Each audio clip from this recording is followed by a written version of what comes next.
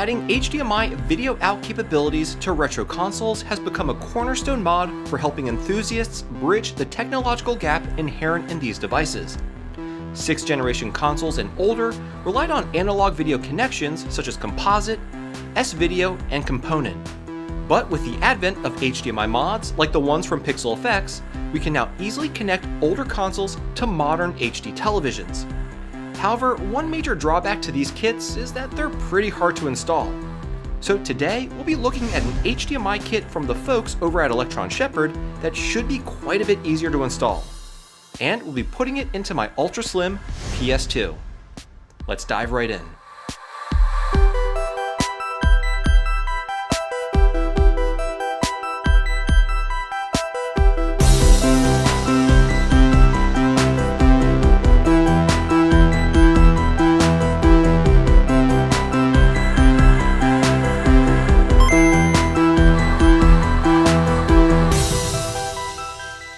Hey everyone, how's it going? My name is Tito and welcome to another episode of Retro Renew. Now, I've covered quite a few HDMI mods on this channel, but in addition to their awesome video quality and convenience of being able to hook right up to an HD television, they all have one thing in common. They're pretty tough to install, requiring advanced soldering skills. And they're also a bit pricey. Okay, so that's two things, but regardless, these two issues really do raise the barriers to entry, especially if you just want a convenient, internal HDMI solution to hook up your retro console to a modern television. Well, the folks over at Electron Shepherd may have the perfect solution. This is the ElectronAnalog HDMI Mod Kit. This little board can be installed into any console that outputs either component or VGA video, such as an OG Xbox or PlayStation 2, which is the console that I'll be installing to in this video. Since the PS2 supports component video, this board will be able to take that analog signal and convert it into a digital one with almost no latency at all. And it does this all for just 19 bucks. Now, one thing I want to make clear is that this mod cannot really be compared to the kits like the ones from Pixel Effects or Make Megahertz, as those are true digital-to-digital solutions, meaning they pull a pure digital video signal directly from the console's video processor. Rather, the ElectronAnalog kit pulls an analog signal from the console's internal DAC, or digital-to-analog converter, and then converts it back to digital. So while the video quality will be very good, it won't be as clean as other digital-to-digital HDMI mods. Plus, those other kits have quite a few other built-in features, such as deinterlacing, scan lines, and other overlay effects, just to name a few, which contributes to their overall higher price tag. This kit is far simpler, and of course the $19 price tag reflects that. But for those looking for a simple mod to install that allows you to connect your console to a modern television, this kit may just be the ticket. So let's check it out. Alright, so in this video, we'll take a look at the contents of the ElectronAnalog kit. Then I'll show you how to install it, go over all of its features, review the pros and cons, and of course provide you with my overall thoughts. So really all that's included in this kit is the board itself. It sports a full-size HDMI port, which is nice, and these two jumpers here are what allow you to select whether you'll be tapping a component or a VGA signal, with this one here allowing you to select whether you'll be pulling an analog or digital audio signal. Now, like I said previously, I will be installing this into my ultra slim PS2. If you're wondering what that is, it's basically a slim PS2 with the DVD drive removed and an internal MX4 SIO mod so that we can load our games. This project was developed by a very talented modder named Wesk, and I made a whole dedicated video covering it that you can check out. I'll have that, as well as Wesk's BitBuilt page that goes over everything you need to know to make one of your own, linked down below.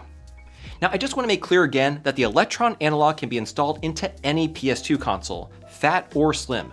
Heck, you can even install it into an OG Xbox or a Sega Dreamcast.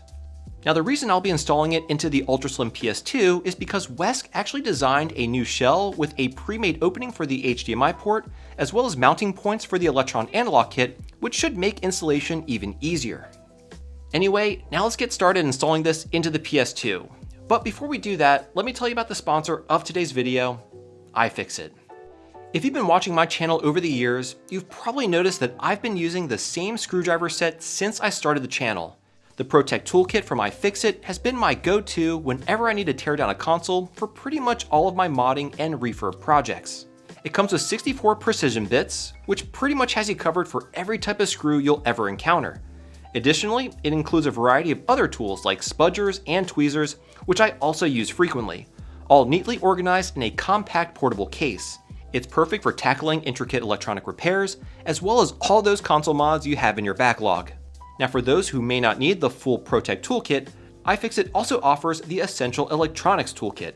This set includes the most common bits and tools needed for everyday electronic repairs, making it perfect for those just starting out or handling simpler projects. Both toolkits are designed with quality and durability in mind, ensuring you have the right tool for the right job every time.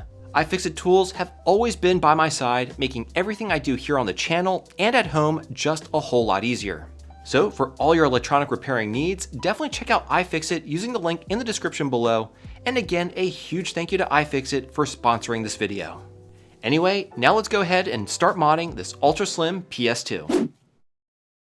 Okay, so to start off, I'll be transferring over the PS2 motherboard to our newly designed shell, but I do want to reiterate that the ElectronAnalog kit is universal and can be installed into any PS2 console. It doesn't have to be an ultra slim modded system like mine.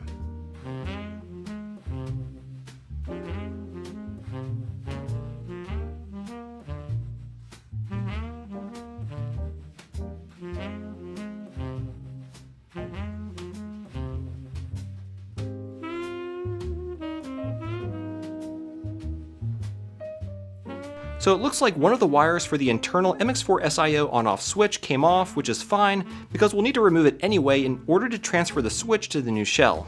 This switch essentially allows us to turn the memory card 2 port on or off so we can load games from the SD card or use it as a normal memory card slot. Again, this is unique to the ultra slim PS2 build and is not related to the installation of the ElectronAnalog HDMI kit. Anyway, with the motherboard out, we can start soldering to the pins for the AV port. The ElectronAnalog kit will be installed on the other side of the board here, so we'll need to solder fairly long wires to accommodate this distance. I cut the wires longer than you need, so that you can trim them to size later on. You'll want to pre-tin the requisite pins, as we'll be tapping into the Y, PB, PR component pins, as well as the ones for the left and right audio channels, and we'll also need to be pulling 5 volts of power. These are all really nicely outlined on a BitBuilt post by Private Derp and applies to all PS2 models. I'll leave a link to his post down below for reference.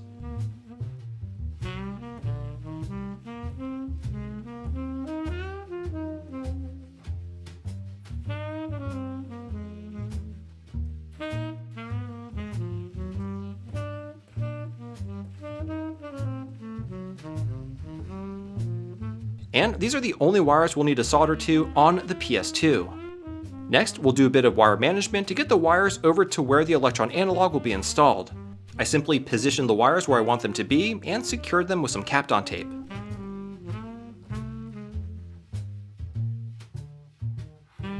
I also took a photo of the wires for future reference so that I can identify them later on when I solder the other ends to the ElectronAnalog board. Now we can go ahead and begin to transfer all of our components to the new shell, starting with our switch for the internal MX4 SIO mod.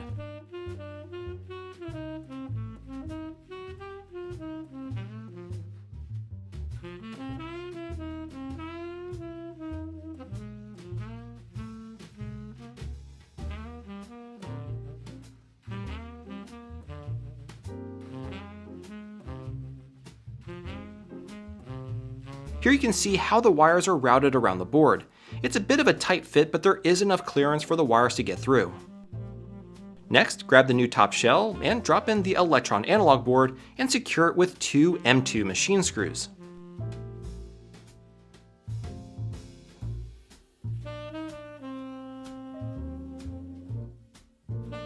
Once it's in, we can now solder in the other ends of the wires. The ElectronAnalog board is nicely labeled, so it's very easy to locate where each of the wires should go.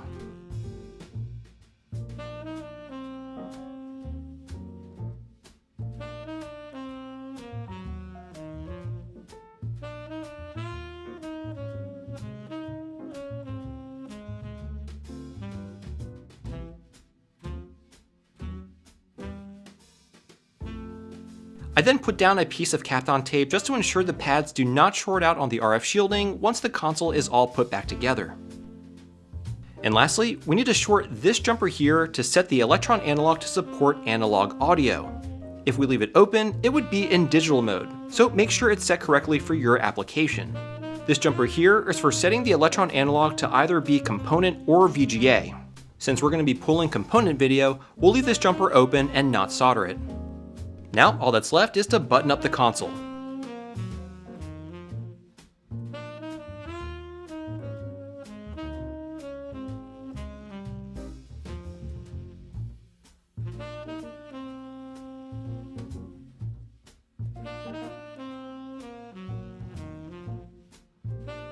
And there you have it, folks, our HDMI modded PS2. I really do think this is such a cool PS2 build, and the internal ElectronAnalog HDMI mod really is the icing on the cake. This tiny package is fully self-contained in that I can load games directly off of it from the internal MX4 SIO mod, and I can plug it directly into an HD TV over HDMI without the need for an external adapter. Overall, I think the HDMI mod from Electron Shepherd is fantastic, and the component video quality over HDMI actually looks pretty good. So with that, let's take a closer look at the mod itself and go over all of its features. So really, there isn't much to show here. Basically, we are now able to connect the PS2 to a modern HD television using an HDMI cable without the need for an external component converter box or a scaler device. It honestly works well with nice video quality on par with what you would expect from using a good quality converter box. And it has low latency with an advertised latency of less than 1 millisecond. When playing games, I didn't notice any latency at all, and I was even using a wireless controller. Now, comparing the image quality to a PS2 modded with the Pixel Effects Kit, you can clearly see the difference with the Pixel Effects Kit offering a crisper image. But again, you have to remember that the Pixel Effects Kit is not only significantly more difficult to install, but it is also quite a bit more expensive. These two kits really shouldn't be compared since, as I mentioned earlier, the Pixel Effects Kit pulls the pure digital video signal from the console, while the ElectronAnalog is pulling an analog signal. That, coupled with all the additional scaling, overlay effects, and other features baked into the Pixel Effects HDMI kits, is why there is such a large price difference between the two. Anyway, one thing about the PS2 that I'm sure many of you already know is that the majority of its game library uses interlaced video as opposed to progressive scan, and depending on what display you're using, that interlaced video may be processed differently. In general, interlaced video doesn't look the greatest, especially if it's not processed correctly, and it's not the fault of this kit. Now, some games actually have a progressive scan mode that you can activate by holding triangle and X at the same time while a game is booting. Games that have this option really look fantastic with the ElectronAnalog. For example, when playing Resident Evil 4, you can see a night and day difference between interlaced and progressive.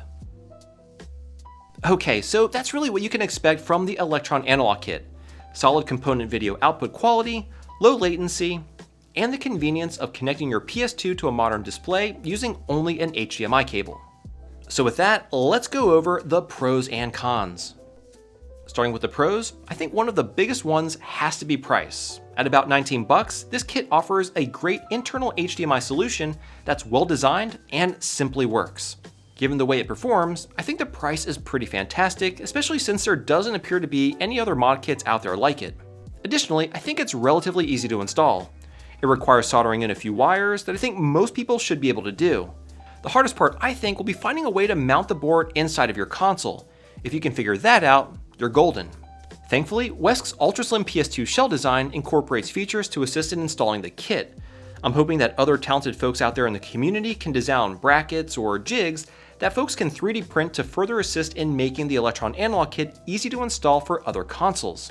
Overall, this affordable HDMI mod is pretty fantastic, and while it doesn't have all the bells and whistles of some of the more advanced HDMI kits out there, I think there is certainly a place for it. But enough about the pros. Now let's get into the cons. So really, there aren't many cons when it comes to this kit, especially when you consider what I think it's meant for. Sure, if you have an advanced scaling device like a RetroTink or a Morph, you don't even need to mod the console to hook it up to an HD television. I feel like this mod is meant for someone that just wants to easily connect their target console to a high-def TV via a HDMI cable without using an external converter box, and to that extent, this kit certainly accomplishes that. Now, the biggest con in my opinion is actually trying to figure out how to mount the actual board inside of the console. You see, this is a universal kit. It can be installed into anything that outputs a component or VGA video signal. Whether that's a slim PS2, a fat PS2, OG Xbox, or even a Dreamcast, you'll find the hardest part of installing it will be mounting it and cutting a hole into the console for the HDMI port. Once you figure out how to do that, then you're golden. So, who do I think this mod is for? Well, like I've said multiple times in this video, I think this is designed for someone who wants an easy to install and inexpensive internal HDMI mod that doesn't break the bank and offers good quality video. They like the convenience of being able to hook up the console via HDMI, and really that's all they're looking for. If that sounds like you, then the ElectronAnalog kit may be just the perfect kit. Well folks, there you have it. The ElectronAnalog kit from the folks over at Electron Shepherd. A budget-friendly HDMI mod that's relatively easy to install. Now, if you enjoyed this video, I really think you'll like this one here, so check it out. And as always, thank you all so much for watching, and I'll catch you again next time.